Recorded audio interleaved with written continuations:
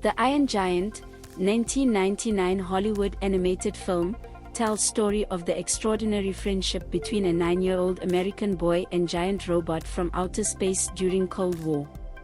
Eventually, the Superman-like alien with an insatiable appetite for metal turns into a national hero and soars into heaven to sacrifice his body in front of a nuclear missile. Fresh out the cocoon, a business recovery plan, its local subsidiary has set its sights on mining millions tons magnetite iron ore from the hills KwaZulu-Natal.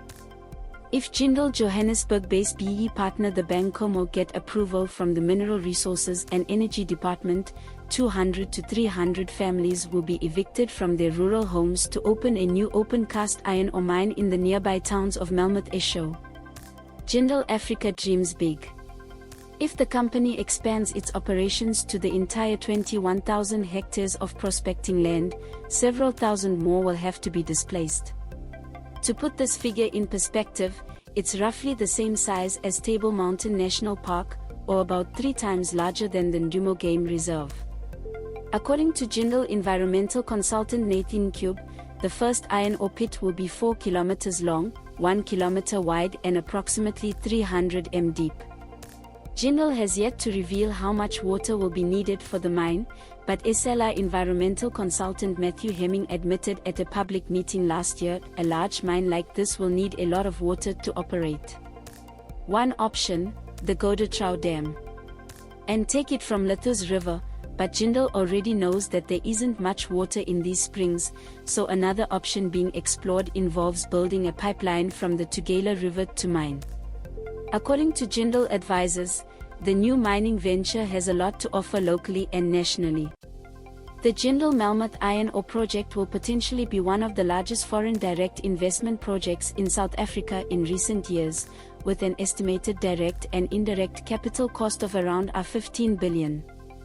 The mine will create 820 direct jobs and 1,640 indirect jobs. The South African government, provincial and local municipalities will receive an additional revenue stream from mining royalties, taxes, permits and fees. SLR states that 2 mining blocks are close to the Goedertrouw Dam. Local road networks are quite good.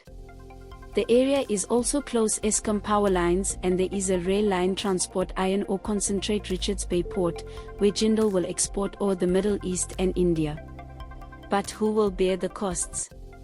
People's lives will change, consultant Hemming admitted at a meeting at Jindal's Melmoth office last August. Currently, the project site is a rural area. People live with livestock in their homes and there is a lot of vegetation. The flowing rivers are clean, there is no traffic, etc. When the mine gets there, everything will change.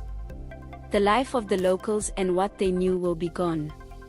Secondly, there will be a lot of dust from mining, blasting, trucks, etc., and when the wind blows, this dust can travel quite far. And of course, 200 to 300 families would also ditch their lands from the first of several giant mines. Unsurprisingly, Jindal and his advisors received a warm welcome, or simply a vote sec, as it was said, at some of the last public engagement meetings in the region. Emotions were running high at such a meeting on August 22 at Dloyezane Elementary School.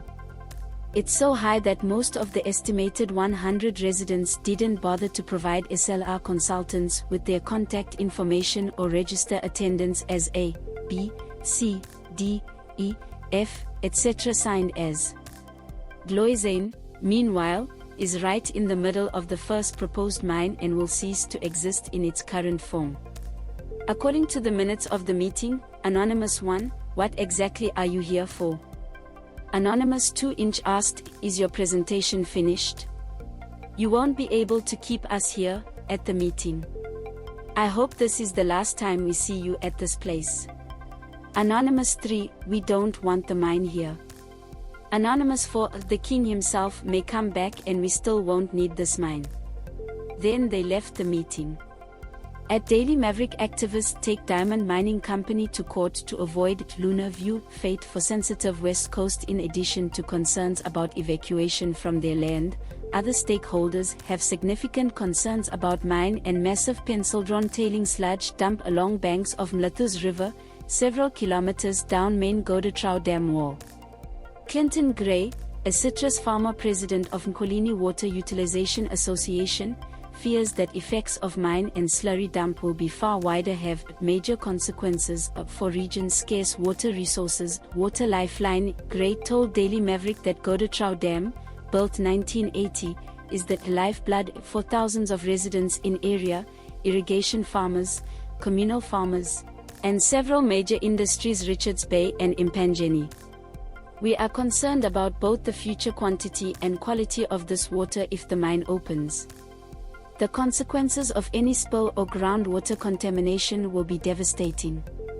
Gray notes that the region experienced a devastating drought a few years ago, so any additional abstraction of Jindal could be detrimental for several generations.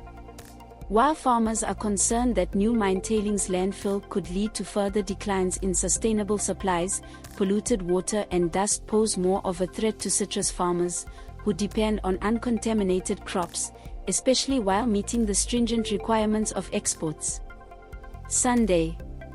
If citrus fruit becomes unusable due to mine, loss of jobs in valley will be astronomical, Gray said, noting that farmers feel strongly enough to invite National Water and Sanitation Minister, Sensom Shunu, to a meeting at Nkwalini Farmers Hall last year. Farmers in the Heatonville area are also worried. At Daily Maverick, community suffers from persistent traumatic stress disorder due to open-pit mining. The general consensus is that Jindal's advisors have failed to consult and inform communities directly below the affected areas. From a personal point of view, I am worried about who will bear brunt of water shortage when next drought comes. Would we as local communities be sacrificed for greater benefit, government revenues and national economy, asked a farmer. Much of discussion focused on directly affected mining area, but now sheer size and potential hazards posed by slurry waste dump are in focus. Here is Iron 7 map showing the location of mud waste dam. The tailing plant to store slurry from the mine will cover 8 square kilometers and will be around 83 m high, almost as high as Goedertrouw Dam wall. Differences also arise in the number of jobs the mine delivers and how this will be measured against potential job losses from water shortages, water pollution or other mining impacts in other sectors. SLR's background paper referred to 820 direct mining businesses, while its advisors cited nearly 300 direct mining businesses at a public meeting in August. In addition to the relocation of up to 300 farms, rural residents are also concerned about the loss of subsistence farmland, grazing land and free natural resources. Another source despair is that dozens of loved ones will have to be exhumed and relocated, possibly including Tomb the First Inkosi in Dloyezane district. A common concern voiced at public meetings was whether individual family farms could refuse to relocate or make decisions imposed on them by traditional leaders under pressure from the Zulu Royal House or the Inganyoma Trust. At a meeting in the Sayavuna Congregational Hall, a resident said Jindal was here recently and only Abantwana, Princes Royals, were employed. Abantwana should not personalize the project, it is not theirs alone. Has it been decided to make a mine? My problem with Abantwana is that when job opportunities arise, Abantwana tricks us. At the Skubute Community Hall, Mtwana Kumula Zulu said, "My advice the community is listen what Jindal has say.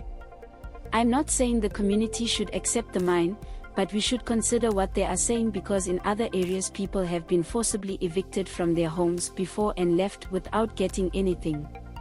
People are due to mines, dying and selling each other out." According to SLR project manager Kate Hamilton, a draft environmental impact assessment will be released for public comment at the end of May. The final EIA was supposed to be submitted to the Mineral Resources and Energy Department in mid-July.